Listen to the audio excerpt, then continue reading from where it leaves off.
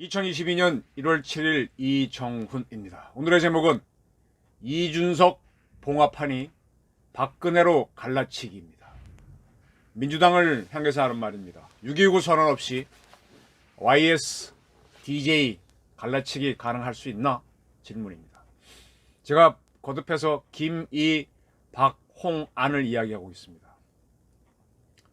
보수 세력은 김종인, 이종석, 박근혜, 홍준표, 안철수를 통합하면 승리할 수 있다라는 간단한 설명입니다. 그냥 구호성으로 보시면 좋겠습니다. 김이, 박, 홍, 김이, 박, 홍, 안. 네. 노영민 대통령 비서실장 2019년부터 21년까지 문 대통령을 모셨죠. 그가 5일날 중앙일보와 인터뷰를 했습니다. 하루 늦게 보도가 됐네요. 5일날 인터뷰를 하고 6일날 보도하지 않고 7일날 보도했습니다. 이렇게 이야기합니다. 2019년 9월 박근혜 전 대통령이 어깨 수술을 받자 정치권에서 석방론이 일었는데 당시 자유한국당, 지금 국민의힘이죠. 지도부가 오히려 석방에 반대하는 입장을 전달해왔다. 자당 대표도 했던 사람인데, 자유한국당 대표도 했던 사람인데 탄핵됐어도 대통령까지 했는데 참 모질게 한다는 생각을 했다. 이렇게 이야기했습니다. 그 질문을 하죠.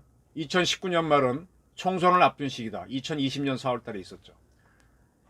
그때도 박근혜 대통령에 대한 사면을 검토했던 것이냐라고 질문하니까 문재인 대통령은 사면할 뜻이 있어서 의견을 청취했던 건 아니었다. 야당 지도부와 여러 가지 이야기를 나누는 과정에서 사면에 반대하는 뜻을 야당이 전해왔다라는 겁니다. 납득하기 어렵고 야당이 왜 반대했는지 대해서는 추측하기도 어렵다. 그러나 반대 의사를 전달한 야당 지도부가 누구인지는 말하지 않겠다 그랬습니다. 자, 이걸 잘 보십시오. 2019년, 2020년 총선을 앞둔 시점입니다. 이때는 그 자유한국당이 압승을 하는 줄 알았죠. 착각에 빠져가지고 기고만장하다가 아주 대패를 당하는 사건이었는데 2019년 말에는 문재인 정권이 뭐 많은 걸 좀 막 뒤죽박죽이 됐죠. 나중에 하노이 노딜까지 있어가지고 위기에 몰렸었는데 그런 상황에서 이제 야당 지도부를 의견을 들었는데 박근혜 석방에 반대했다라는 의견을 전달했다는 겁니다. 그런데 그 당시에 문재인 정권에서는 사면할 뜻이 있었냐? 전혀 없었다는 겁니다. 그러면 거짓말은 아닙니다. 참말입니다. 그러면서 의견을 집어넣어서 박근혜 석방을 주도했다는 것은 문재인이다. 이런 걸 툭 던지는 거죠. 전혀 거짓말이 아닌데. 이게 뭔가 하면은 지금 박근혜 대통령을 사면한 지금 박근혜 사면에 반대했던 거는 국힘당이다라고 하면서 국힘당 갈라치기 하는 걸로 저는 읽힙니다. 갈라치기란 단어는 전혀 노영민 씨가 쓰지 않았지만 그런 배경을 깔고 하는 걸로 보입니다. 그리고 질문이 들어가죠. 이번에 사면했을 때 이유 중에 하나가 박근혜 대통령의 건강 문제가 고려된 것이냐라고 물으니까 내가 비서실장 할 때 2021년 이전이죠. 박근혜 대통령 건강 상태를 내가 직접 보고받아 문 대통령에게 매달입니다. 매일도 아니고 보고했다. 이번 사면도 박근혜 대통령의 건강 문제에 대한 보고를 받고 결단하는 것 같다. 네, 건강 때문이죠. 굉장히 안 좋았죠. 그리고 이런 이야기를 합니다. 박근혜 대통령을 구속한 거는 문재인 정권이 아니고 황교안 대행체제 때다. 네, 이게 또 갈라치기죠. 맞습니다. 황교안 대행체제 때입니다. 이때 황교안 씨는 국무총리로서 대통령 대행을 하고 있을 텐데 이 양반이 그때 막 촛불 시위를 일으켰고 그걸 크게 뻔뿌질한 게 민주당 정권이었죠. 처음엔 참여하지 않으려고 하다가 참여를 하면서 크게 키웠습니다. 이런 상태에서 황교안 총리가 수사되는 대로 행동하지 않으면 또 다른 위기가 올 것이고 그러면 뭐 나라가 크게 흔들리니까 구속하자는 의견이 많으니까 글로 간 거죠. 근데 이거를 황교안의 책임으로 넘기면서 국힘당 책임을 넘기는 겁니다. 그러한 박 대통령이 허리가 좋지 않아서 책상과 의자를 넣어달라는 요청을 했는데 거부당했다는 건 아니냐. 네. 이때는 뭐 황교안 체제에서는 법대로 하는 거니까 특혜는 못 준다 했는데 문 대통령이 취임한 7월 이후에 책상과 의자가 배치됐다. 그건 문 대통령의 뜻이었다. 이렇게 하면서 박근혜에 대한 배려는 자기네가 했다. 이런 주장을 슬쩍슬쩍 돌려서 하는 겁니다. 이게 박근혜를 이용한 국힘당 갈라치기의 시작입니다. 그리고 뭐 여러 가지 이야기했습니다. 몇 건 건너뛰겠습니다. 자, 이 기사를 봐주십시오. 도하 언론에 다 보도된 겁니다. 지난 12월 24일 박근혜 대통령이 사면 받을 때 삼성병원에서 뉴스를 정하는 겁니다. MBC 보도입니다. 이렇게 합니다. 뉴스를 통해서 사면 소식을 전해들은 박근혜 씨는 문재인 대통령과 정부 당국에 감사의 뜻을 표했습니다. 전직 대통령 박근혜 씨는 건강이 악화되면서 22일부터 20층 VIP 병실에서 입원 치료를 받고 있습니다. 네, MBC 보도에 나왔던 걸 그대로 제가 읽은 건데요. 박근혜 씨라고 합니다. 이 좌파 정권들은 전두환 씨, 노태우 씨, 박정희 씨, 박근혜 씨를 부르길 좋아하죠. 그리고 문재인 씨라 그러면은 막 모욕했다고 방방 뜹니다. 이게 일부러 이렇게 하는 겁니다. 그리고 뭐 죄인이니까 이래도 된다는 생각을 퍼뜨리면 기자들도 이렇게 받아들입니다. 그리고 이날 유영하 변호사가 이제 박근혜 대통령의 입장을 밝히는데 이렇게 이야기합니다. 변함없는 지지와 성원을 보내주셔서 감사합니다. 어려움이 많았음에도 사면을 결정해 주신 문재인 대통령과 정부 당국의 심심한 사의를 표합니다. 자, 이렇게 사면을 했을 때 감사의 인사를 할 수밖에 없죠. 때에 따라서는 사면의 조건으로 이걸 거는 경우도 있고요. 저는 그 김대중 씨라고 제가 말씀드렸습니다. 그 5.18 이후에 사형을 선고받고 있다가 나중에 풀려나서 미국으로 갈 때 그때 이제 전두환 정부에 쓴 글을 갖고 있습니다. 언론에 보도된 적도 있고 거기도 보게 되면 이거보다 더한 감사의 말들이 있죠. 이렇게 쥐고 풀어주는 경우가 많습니다. 이렇게 해서 이제 박근혜를 한번 밟아놓은 다음에 풀어주면서 노영민 씨 발언을 가만히 보면은 우리가 풀어주자고 한 거지 국힘당에서는 오히려 그렇지 않았다 이렇게 하는 겁니다. 자, 왜 이런 보도들이 나올까요? 이제 이준석 씨와의 갈등이 봉합되니까 2라운드로 들어가는 겁니다. 제가 아까 김이, 박, 홍, 안이라고 그랬습니다. 2라운드로 가는 겁니다. 3라운드로 가는 겁니다. 박근혜 지지 세력하고 윤석열 지지 세력이 합쳐지면 점점 커지니까 갈라놓는 거죠. 저는 민주당에서 박근혜 대통령을 이용한 갈라치기가 성공할까 어려울 수 있다고 봅니다. 이유는 무엇인가 하면 이 갈라치기가 성공하려면 자기의 살을 내주고 상대방의 뼈를 치라 그랬습니다. 골참 6단이라 그랬는데 지금 그것이 안 보이는 겁니다.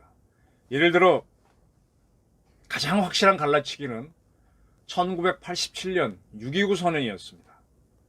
그때 야당이 원하는 대로 대통령 직선제 선거를 받아줬습니다. 받아주니까 그때 야권이 이길 줄 알았죠. 그랬더니 YS하고 DJ가 단합을 못해가지고 둘이 각각 출마하면서 노태우 후보가 당선돼서 민정당 정권이 다시 이어졌습니다. 이번에 박근혜 대통령을 석방하면서 이쪽을 갈라치게 하려면 뭔가를 하나 던져야 됩니다. 야권이 원하는 걸 던져줘야 됩니다. 그 야권이 원하는 거는 홍준표, 안철수, 윤석열이 모두가 원하는 걸 던져줘서 그걸 서로 차지하도록 싸워야 하는데 그것이 없고 지금 뭐가 있나요? 이재명 씨 형 이재영 씨 인터뷰 정도 이 정도 나와 있습니다. 그래서 저는 이렇게 제가 누차 말씀드렸듯이 여권에서 6.29 선언이 있어야 된다고 봤는데 6.29 선언 비슷한 거는 오히려 1.3 사태로 실패하긴 했지만 김정인 씨 주도로 야권에서 있었습니다. 그래서 여권에서 차마 못 나가는 거죠. 그 이유는 이재명 씨의 약점이 너무 많다 보니까 할 수 없이 형님을 내세워서 저런 식으로 해명하는 설명을 하게 되고 하는 겁니다. 박근혜 사면만으로 갈라치기를 해보려고 하는데 먹힐지 글쎄 저는 부정적으로 보는데 세상은 또 모르죠. 정치는 생물이니까. 이런 과정에 또 김부선 씨가 이재명 씨는 새빨간 사이다라고 하면서 이제 또 치고 나왔죠. 그 전 문제에 대한 재판을 하는 과정에서 그 진료 자료를 공개하지 못하니까 개인정보라서 그러면 그때 진료를 했던 의사 2명을 증인으로 신청하면서 새빨간 사이다 이런 얘기를 했습니다.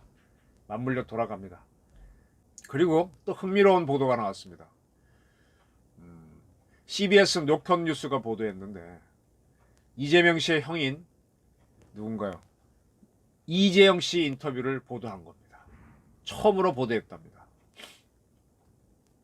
주 내용은 뭐 오늘 아침에 다 인터넷으로 보셨겠지만 형수욕설 사건에 관련된 그 이재명 씨의 형 이재선 씨가 어머니에게 너무 심한 욕을 했기 때문에 그렇게 형수욕설이 있었다. 그러나 그 욕설은 잘못한 것이고 평생 안고 가야 할 일이다. 이재명 씨가 그렇게 얘기했고, 그리고 재선 씨와 재명 씨가 싸우게 된 거는 성남시장을 서로 하려고 하면서부터 틀어진 거다. 그러다가 이제 이재선 씨는 못하고 이재명 씨가 하면서 틀어졌다. 그리고 성남에 집 살 때 돌아가신 형 재선 씨가 번 돈을 다 보탰다. 집안의 갈등 때문에 그렇게 된 것이지 이재명 씨가 특별히 사람이 악해서 그런 건 아니다. 그런 거였습니다. 이재영 씨 인터뷰. 이건 아마 모든 사람이 읽었을 겁니다. 근데 저는 이 기사에서 딱 눈에 띄는 게 기자들은 잘 거짓말 못해요. 재영 씨는 지난해 연말 성남에서 CBS 노컷 뉴스와 처음으로 인터뷰를 했다. 지난해 연말. 그럼 12월 31일 이전이란 얘기죠. 오늘은 1월 7일입니다. 해놓고 있던 걸 갖고 있다가 이제 공개한 거죠. 그리고 재영 씨에 대한 설명은 당연히 60은 넘었고 이재명 후보와는 6살 차이가 난다. 가구 공장을 다니다 청소회사 직원으로 근무했고 지금은 한 빌딩 경비 용역 업체에 다닌다. 아주 서민이라는 얘기입니다. 그리고 쭉 설명을 했습니다. 이걸 읽고 나면은 이재명 씨의 가장 큰 약점인 형수욕설 부분이 어느 정도 이해가 됩니다. 저도 이건 알고 있었거든요. 형이 어머니에 대한 상당한 비난을 했기 때문에 거기에 대한 반격을 하다 보니까 이렇게 된 거고, 이걸 녹음한 사람들이 형수란 얘기죠. 그래서 그런 것들이 서로 갈등이다라는 겁니다. 이렇게 되면 이재명 씨의 치명적인 약점 하나는 설명이 됩니다. 근데 이 인터뷰는 지난해 연말에 해놓고 보도하지 않다가 일주일 이상이 충분히 지난 지금 이준석과의 윤석열 갈등이 해결될 지금 툭 나온 겁니다. 자, 제가 아까 김, 이, 박, 홍, 안이라 그랬습니다. 그리고 어떻게 하든 이 무도한 정권을 교체하려면, 정권 교체를 하려면 이 5 세력과의 통합이 필요한데, 그래서 박근혜 대통령, 홍준표 의원, 안철수 대표와 통할 수 있는 비선 라인을 만들어 놓고 집중적으로 해야 된다. 그러지 않으면 정권 교체가 어렵다 그랬는데, 저는 이 중에서 가장 성과가 빨리 날 수 있는 쪽을 안철수 씨로 봅니다. 안철수에 대해서는 뭐 많은 평가가 있는데 제가 만나본 사람 중에서 가장 정직하고 가장 바른 사람입니다. 그리고 대의 명분도 있고요. 양심적이고. 이분은 얼굴에 표정이 나타납니다. 정권 교체를 위해서 이렇게 하시죠 하면 박원순 씨한테 서울시장 후보를 양보했듯이 양보합니다. 합니다. 이제 문제는 홍인데, 이 홍준표 의원도 정의감이 있는 사람입니다. 그래서 본인이 강력부 검사를 할 때 그 슬롯머신 사건 수사를 했고, 당신의 정의감 때문에 전두환 대통령의 동생을 수사를 했었고 그런 겁니다. 근데 이제 워낙 많이 본인이 남한테 속았기 때문에 약속을 받으려고 하고 거래를 할 줄 아는 사람이죠. 가장 어려운 사람은 박근혜 대통령입니다. 이분은 뭐 바라는 것도 없고 양심적인데 이 거래를 잘 하지 않으니까. 그러나 이 박근혜 대통령 측근을 그쪽과 어떤 합의나 타협을 하지 못하면 정말 어렵습니다. 지금 문재인 정권은 박근혜 씨라고 하면서 박근혜 씨를 사면한 건 자기다, 그 반대한 거는 오히려 국힘당에다 툭 던져놓고 있는데, 이걸 풀어야죠. 풀어내서 박근혜 대통령이 어떻게든 정권 교체는 먼저입니다. 나중에 다툽시다라고 하게 되면은 굉장히 이제 문재인 정권은 쫓기게 되죠. 이재명 씨는 지금 지지율이 올라가지는 않잖아요. 박스권에 갇혀 있지 않습니까? 지난번에 뭐 국힘당 안에서 김종인과 이준석을 쳐내자 할 때 청명회 주거나 한식회 주거나 마찬가지니까 어떻게든 개혁하자 이런 주제 나와서 제가 보기엔 스스로 자해행위를 한다 그랬는데 사실 청명회 주거나 한식회 주거나 마찬가지다. 이 주장은 지금 박근혜 대통령 또는 안철수, 홍준표를 설득해 나갈 때 해야 되는 거죠. 그리고 이분들과의 하는 이런 설득 과정과 협조를 받아낼 때는 거래가 반드시 있습니다. 그 거래를 나쁘게 보는 분들이 많은데 공짜로 거래하게 되면 나중에 큰 세상에 절대로 공짜가 없습니다. 반격을 받습니다. 그리고 약속은 지켜야 됩니다. 제가 몇 차례 프란시스 후쿠야마의 트러스트라는 책을 인용해서 말씀드렸는데 약속은 신뢰입니다. 약속을 지켜야 신뢰가 생깁니다. 세상에 공짜는 없습니다. 예를 들면 홍준표 의원한테 집권하면 당권을 주겠다. 안철수 대표한테 총리를 주겠다. 그렇게 해야 될 겁니다. 박근혜 세력한테도 뭔가가 있어야 되죠. 확실한. 그리고 연합정권으로 가야 됩니다. 그렇지 않으면 민주당 정권 이겨내기 어렵고요. 설사 당선된다고 하더라도 국무총리 임명하는 과정에서 또 민주당이 반대하면은 어쩌면 민주당과의 연합정부도 필요할지 모릅니다. 민주당 안에도 상당히 양심적인 세력들이 있거든요. 무도한 세력도 있죠. 그들과의 연합도 필요합니다. 김이 박홍 안으로 상징되는 이 대연합에 한 발씩 나가고 있는데 어떻게 될지 저는 잘 되기를 바라는데 어떻게 될지 한번 지켜보시면서 참여하시기 바랍니다. 경청해 주셔서 감사합니다.